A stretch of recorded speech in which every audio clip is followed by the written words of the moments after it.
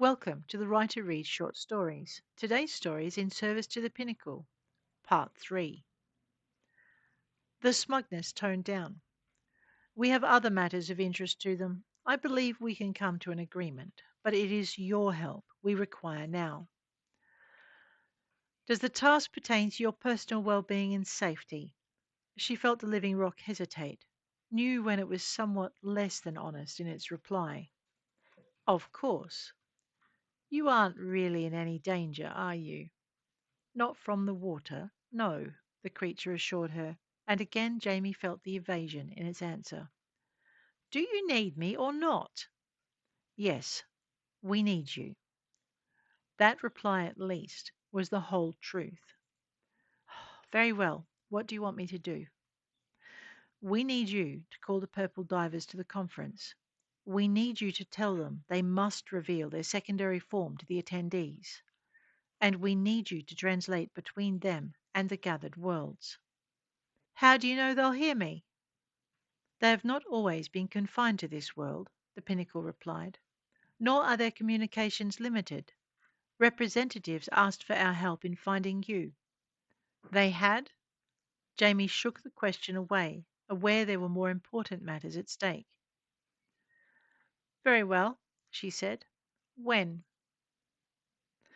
We have a tour of the reef booked in an hour.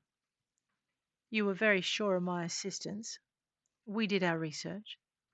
Odyssey will complain. I don't see why. They'll be well paid for your protection of our interests, and you will earn them a significant bonus. Once our contract with the divers is complete and they have regained their voice to the worlds, we'll need to speak with your Odyssey. I believe our areas of interest intertwine. Are you willing? And the threat to you?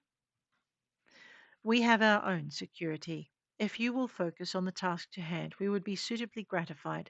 Consider it a duty of protection, just not exactly the kind of protection for which you thought you were being hired. And so she did. For one thing, it enhanced Odyssey's reputation, and, for another, she'd been wanting to make Selicourt pay for the atrocities it had committed in pursuit of profit. This way, she managed both. Typically, Lassiter remained unimpressed. You have some explaining to do, he said once the conference was over and the purple divers had revealed themselves to be another intelligent form of shapeshifter. Mermaids indeed. Jamie hadn't heard so much hogwash in all her life. But if it made the reporters happy. I put everything in the report, she said, except that you lied about Australia being your home world. Ah, yes, there was that. And you've been giving us a false set of biometrics every year since you joined. Jamie sighed. That was only partly true. The fact that her biometrics shifted with the form she chose to take wasn't entirely her fault, even if the form she chose wasn't exactly the one she'd been born with.